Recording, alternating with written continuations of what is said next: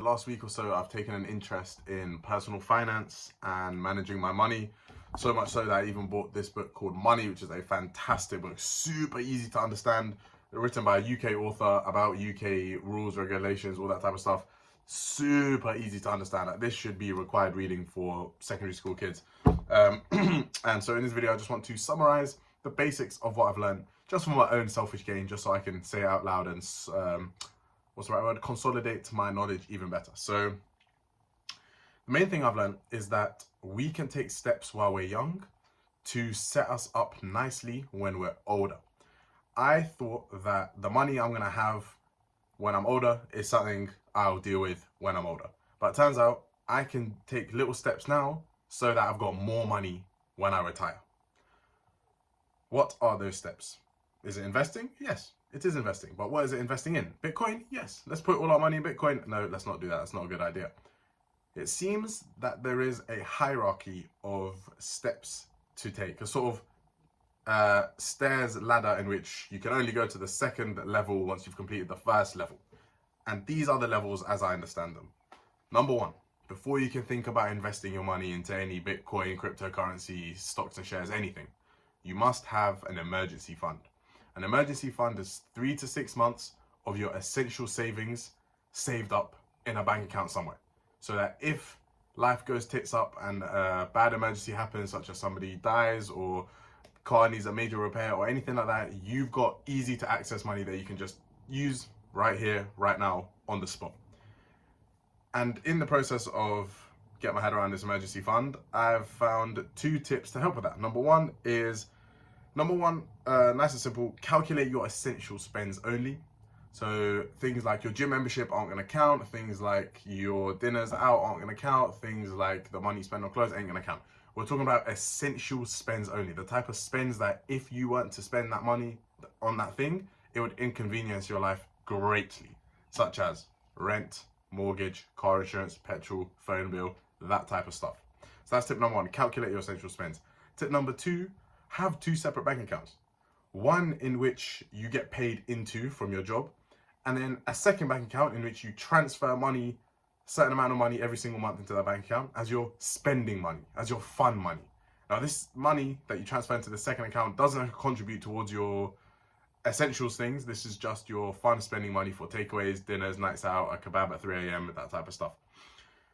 Once you've got your emergency fund, you can move on to step number 2, which is pay off any bad debt. So this is any overdraft on your bank account or any credit card loans or anyone that you owe money.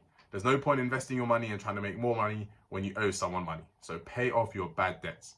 Student loan does not count here. A student loan is not considered a bad debt. Number 3, and this is where we can start investing, I think, and the way I understand, is it's first best to put your money into a pension matched fund. Start by investing towards your pension first before you start investing into stocks and shares, cryptocurrency, anything else. The reason being is because the state pension that the government automatically gives you just by existing, well, not quite just by existing, you've got to do 35 years of national interest payments, but most people get that done anyway, so you can assume it's automatic. But like I was saying, that automatic pension, the state pension, ain't enough. It's about $9 a year, it's not enough. So you need to set up a separate pension called a workplace pension, in which your employer will automatically enroll you in, and you need to contribute towards it. So the way I understand contributions work is every single month, you can tell your employer, hey, I know you guys pay me this much every single month, but I don't mind contributing, for example, £200 of my monthly paycheck towards this pot, towards this pension pot. And the good thing about this pension pot, right, this is the beautiful thing, is your employer will match however much you put in there, up to a certain amount. Some employers do it up to 10%, others do it up to, 6%. I think my employer is about 6%. So you put 6% of your monthly wage in there and your employer matches it. So if that comes out to £150 every single month, you've put £150 into this pot, your employer has put £150 in this pot, now you've got £300 in total. So this is literally like a money glitch, because you are literally doubling your money. You're putting away £150 every month, your employer's matching you, so after the first month you've got £300, after the second you've got £600, and it's only been half of that that's come out of your pocket. So that's the first place you should look into, pension matched funds. Start building up this pension pot so that when you retire 40, 50 years down the line, you've got a big pot of money that is double what you put into it. Number four, the fourth place to be starting investing, if you have any leftover cash, would be a stocks and shares ISA. This is where you can invest £20,000 of your own money tax-free. So every single year you can put in 20,000 of your own cash, and any profits you make in that stocks and shares ISA, any gains, are tax-free. So you can invest £2, and if you are able to turn that £2 into 20 million from one stock or one share that does really well, you get to keep every single pound of that 20 million. The catch is you can only invest 20,000 a year, but most people don't even reach that, especially not if you're watching a investor's beginner's guide video. You probably ain't got money like that to invest 20,000. So don't worry about maxing it out. You're good. 20,000 is generous anyway. So 20,000 every single year. And the type of stocks and shares you want to invest in are probably index funds. So an index fund is just a fancy way of saying a group of stocks and shares. So instead of investing in one specific company, you invest into many companies at the same time. So a very common one is what's called the S&P 500, which is the top 500 performing companies in America. Every time you invest in the S&P 500, your money gets distributed amongst all 500 companies in there. So you own a slice of all 500. This is good because when you invest in 500 different companies at one time, your portfolio is very diversified. And because this particular fund, the S&P 500, has companies from a bunch of different sectors, such as companies from the healthcare sector, from the tech sector, from the communication sector, from all these other sectors, if one sector does really badly, the impact that will have on your investment is minuscule. Imagine if you invested all your money in one particular stock. Let's say you invested it all in Tesla, and Tesla, something terrible happens to them and they go broke, or something bad happens and the shares of Tesla go down. That's all of your money going down. But now imagine if you invest in the S&P 500. I believe Tesla is part of it, but don't quote me. Now, when you invest in the S&P 500, if Tesla goes broke and things go down, yeah, you're gonna take a bit of a hit on the entire stock, on the entire fund, on the entire investment, but not that big of a hit, because that's only one company out of 500 that's doing bad. So you got one company doing bad, but you could have 499 doing good. So it's probably best to invest in what's called an index fund, in which you cover multiple companies with one investment.